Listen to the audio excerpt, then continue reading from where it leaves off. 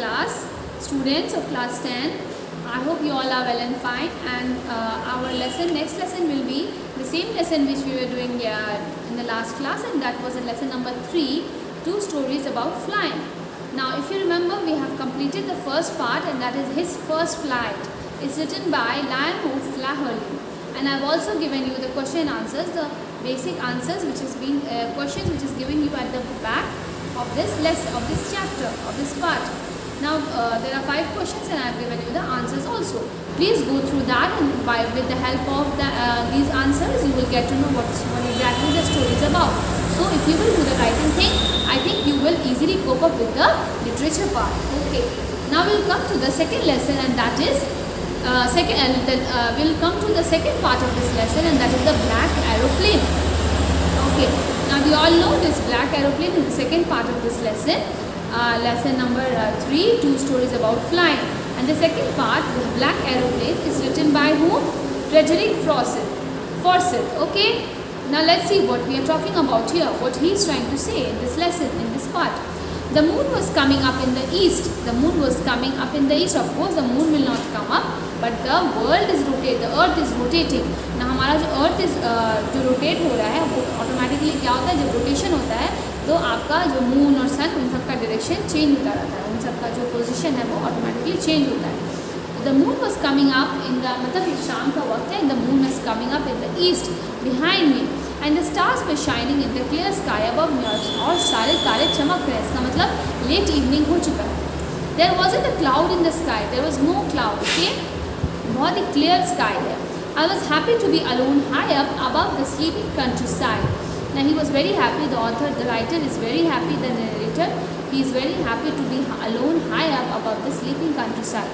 I was flying my old Dakota aeroplane over France back to England. Now what was he doing? The narrator, he was flying my old Dakota aeroplane, वो fly कर रहा है, वो pilot है, and he is flying that over France back to England. France से वो England में वापस आ रहा है. I was dreaming of my holiday and looking forward to being with my family.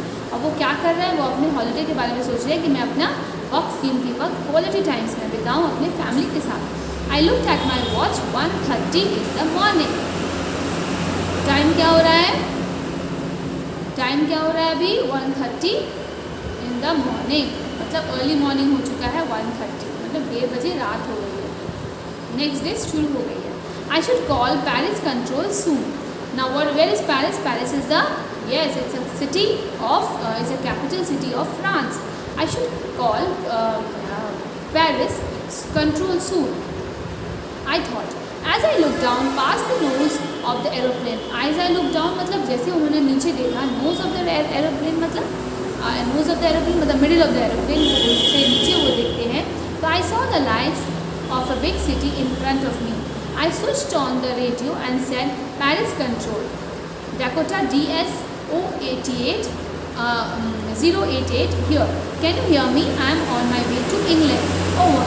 Now वो कम्युनिकेट कर रहा है वहाँ के कंट्रोल से, फ्रांस के कंट्रोल से. I switch on the radio, वो रेडियो पे ऑन करते हैं और अपना क्या कहते हैं, पेरिस कंट्रोल डाकोटा DS, जिसका नाम क्या है, Dakota DS 088. Okay, can you hear me? Over. Now I am on my way to England, मैं इंग्लैंड जा रहा हूँ. मेरा जो जर्नी है वो इंग्लैंड की तरफ है. The voice from the radio answered me immediately. वहाँ से आवाज़ क्या है? DS088, I can hear you. You ought to turn 12 degrees west now. अब तुम्हें 12 डिग्री वेस्ट घूमना पड़ेगा.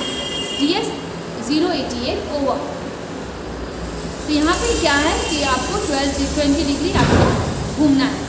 I checked the map and compass, switched over to my second and last fuel tank and turned the Dakota 12 degree west towards England. So actually we got this narrator who is a pilot, he got the voice from the radio, answered me immediately. वहाँ से answer का reply क्या आता है कि yes I can hear you, you ought to turn. ought to मतलब कि आपको करना है, you must. okay, यहाँ पे ought to का मतलब होता है you have to, you need to. You need to turn 12 degree west now. DS088 over. I checked the map and the compass. Switched over to my second and last fuel tank. वो साथ साथ compass भी देख रहे हैं, direction भी देख रहे हैं, साथ साथ फ्यूल टैंक भी देख रहे हैं कि कहीं उनका फ्यूल ख़त्म तो नहीं हो गया. And turn the Dakota. Dakota is what? Dakota is the name of the aeroplane. Turn the Dakota 12 degrees west towards England. तो टूवर्ड्स इंग्लैंड वो लोग ट्रैवल कर रहे हैं। ओके ना I be in the time of breakfast, मतलब मैं पूरी तरह से ब्रेकफास्ट के वक्त टाइम तक पहुँच जाऊँगा। I thought a good big English breakfast and I will have an English breakfast, क्योंकि वहाँ का जो फ्रेंच ब्रेकफास्ट है वो थोड़ा डिफरेंट होते हैं। इंग्लिश ब्रेकफास्ट अलग अलग एरिया के अलग अलग टाइप के ब्रेकफास्ट होते हैं। ओके तो he wants to have the English breakfast by the time he will reach by morning. I thought a good big English breakfast, everything was going well, it was an easy flight। तो ये बहुत casual, बहुत ही smooth flight था। Easy मतलब यहाँ पे smooth. Paris was about 150 kilometres away. Okay now behind me it was 150 kilometre पीछे वो आ गए थे पेरिस से दूर। When I saw the clouds, storm clouds, ना अचानक से उन्हें क्या दिखा? क्लाउड्स दिखा। दे वर ह्यूज, बहुत बड़े बड़े ब्लैक क्लाउड्स थे, बहुत स्टॉर्मिंग, मतलब लग रहा था कि अब स्टॉर्म बहुत आने वाला है। They look like black mountains standing in front of me across the sky. तो ऐसे लग रहे थे कि वो सामने माउंटेन्स की तरह खड़े हैं। I knew I could not fly up and over them and I did not have enough fuel to fly around them to the north और साउथ। तो इतना फ्यूल भी नहीं था कि वो मूवमेंट करें ज़्यादा। I ought to go back to Paris I thought, but I wanted to get home, I wanted that breakfast. वो चाह रहे थे कि वो पेरिस वापस यू टर्न ले लें। ओके लेकिन उन्हें घर जाना था और उन्हें ब्रेकफास्ट करना था, वो भी English breakfast. I will take the risk, I thought, and flew that old Dakota straight into the storm। और वो storm के अंदर चले जाते हैं। He is a very risky person, he takes risk, okay? Now inside the clouds, everything was suddenly black। अचानक से पूरा अंधेरा हो गया because अब वो clouds के inside में है। It was impossible to see anything outside the aeroplane। Aeroplane के बाहर कुछ देखना समझ में नहीं आ रहा है। The old aeroplane jumped and twisted in the air। I looked at the compass, I couldn't turn to the next page। I couldn't believe my eyes। The compass was turning round and round and round। It was dead। Now क्या वो देख रहे हैं? वो उन्होंने क्या देखा? जब वो अंदर क्लाउड्स के अंदर चले गए तो he saw everything black, everything dark। Inside the cloud, everything was suddenly black। It was impossible to see anything outside the aeroplane। Aeroplane के बाहर क्या हो रहा है नहीं हो रहा कुछ भी नहीं देखा जा सकता था। The old aeroplane jumped and twisted in the air। ये जो एरोप्लेन है वो क्या हो रहा था? ये जो डकोटा एरोप्लेन है वो ट्विस्ट कर रहा है, जंप कर रहा है, and it is changing its position. I looked at the compass. और जब वो कंपस को देखते तो वो अपने आंखों पे बिलीव नहीं कर पाते हैं कि कंपस तो अलग अलग जगह पे मैंने राउंड घूम रहा है। इट वॉज डेड, मैंने कंपस भी ख़त्म, कंपस भी नहीं चल रहा है। इट वुडंट वर्क, वो वर्क ही नहीं कर रहा है। The other instruments were suddenly dead too. और बाकी सारे इंस्ट्रूमेंट भी अब डेड हो गए। I tried the radio. Finally वो रेडियो को हेल्प के लिए बोलते हैं, हेल्प के लिए कहते हैं। Paris control, can you hear me? There was no answer. तो सडनली क्या हुआ? जैसे ही वो डार्क क्लाउड्स के अंदर जाते हैं तो सारा जो कनेक्शन है वो ब्रेक हो गया। And I could not see where I was lost in the storm. तो यहाँ पे सब कुछ डेड हो गया, उनका रेडियो, कंपस और वहाँ पे बाकी सारी चीज़ें जो है वो भी आउट ऑफ कंट्रोल हो गई। And I could not see where I was lost in the storm. Then in the black clouds quite near me I saw another aeroplane. It had no lights on its wings, but I could see it flying next to me through the storm. I could see the pilot's face turned towards me. I was very glad to see another person. He lifted one hand and waved. Follow me, he was saying, follow me. तो यहाँ पे क्या हुआ? उन्होंने देखा कि हर कुछ dead हो गया, वो कंटिन्यूसली वो अंधेरे में चले जा रहे हैं, and he could not, he was totally blank. This pilot of Dakota was totally blank कि अब क्या होगा?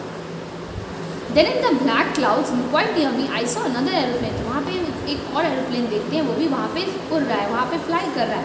एंड वो अपने उस एरोप्लेन के पायलट को भी देख पा रहे हैं। एंड पायलट वेव करते हैं वन हैंड से और कहते हैं फॉलो मी, मतलब मुझे फॉलो करो। He knows that I am lost. उन्हें पता था कि वो लॉस्ट हो गए हैं। He is trying to help me, वो उन्हें हेल्प करना चाह रहे हैं। He turn this aeroplane slowly to the north in front of my Dakota. तो वो क्या किए? He turn this aeroplane slowly, वो नॉर्थ की तरफ किए in front of my Dakota so that it would be easier for me to follow him. वो suddenly वो नॉर्थ साइड में आ रहे हैं और वो इसके अहेड आ रहे हैं, डेकोटा एरोप्लेन के अहेड आ रहे हैं, so that it is easier for him to follow the aeroplane. I was very happy to go behind the strange aeroplane like an obedient child। Now अब वो एक obedient child की तरह उन्हें फॉलो कर रहे हैं। तो ही वॉज वेरी हैप्पी कि अब उन्हें किसी बात का डर नहीं है कि मेरे वजह से कोई परेशानी हो, क्योंकि अब वो रिलैक्सड है कि जो एरोप्लेन वहाँ पे ऑलरेडी है वो उन्हें सही गाइड करेगा. Now I will again interrupt here and I will try to explain you what is this like an obedient child. I hope you know जहाँ पे like यूज़ होता है, like और as, तो उसे simile कहते हैं, जहाँ पे एक डायरेक्ट कंपैरिजन है. अगर आप देखोगे I was very happy to go behind the strange aeroplane, माने ये बहुत खुश है, और इनकी हैप्पीनेस को किससे कंपेयर किया गया है? एक ओबीडियंट, जिस तरह उनके ओबीडियंस को किससे कंपेयर किया गया है? चाइल्ड के ओबीडियंस से. मतलब कि ये उतना ही ओबीडियंटली फॉलो करेंगे उनको जितना ओबीडियंट एक चाइल्ड होता है. चाइल्ड को जो बताओगे वो करेगा. एक इनिशियल स्टेज में एक बच्चे को आप जो भी कुछ बताते हो वो उसको फॉलो करता है ना, वो वही करता है जो उसके पेरेंट्स करते हैं, उसको फॉलो करता है. इसीलिए like an obedient child this narrator is also following, this pilot is also following another pilot बिना कुछ परेशान हुए. आफ्टर हाफ, यहाँ पे सिमिली है. Okay, I am telling you again, this is a simile, this is a direct comparison. Now what is a simile, what is the importance of simile? I told you simile is one of the figures of speech. जब हम लोग figures of speech के बारे में बात हुई थी बहुत पहले, तो I think I have told you about the 4 figure of speeches. The major, ऐसे तो बहुत सारे हैं बट मेजर आप याद रखना कि फिगर ऑफ स्पीचेस में आपको पढ़ना है सिमिली, मेटाफर, इसके अलावा onomatopoeia. Now I will just let you know as we will go through the stories and prose and poetries, then I will let you know what these are. Figure of speech किसे कहते हैं? ये होते हैं instrument, authors के लिए, writers के लिए, पोइट्स के लिए ये एक इंस्ट्रूमेंट है जिससे वो अपने लिटरेरी स्किल्स को आगे बढ़ा सकते हैं, बेटर कर सकते हैं अपने परफॉर्मेंस को. ओके, तो यहाँ पे कंपैरिजन है जहाँ पे उनके ओबीडियंस को कंपेयर किया गया है एक चाइल्ड के ओबीडियंस से. Okay, now we'll complete till here. We'll go to the next part in the next class. I want all of you to please go through the lesson, each and every line, each and every word. You must be aware of what is happening in the class because you all are in class 10. Don't forget, you all are in class 10 now. 10 student has to be ready for every single thing because now, from now onwards, after board exam, he will be exposed to many people, many competition. He must go through what is happening around him. He should be knowing the certain things which are general knowledge which should be known to you. Okay, so I hope you have understood what we have done today and also going through the previous lessons and also doing all the noting down all the question answers. Okay, thank you so much children. We'll meet in the next class.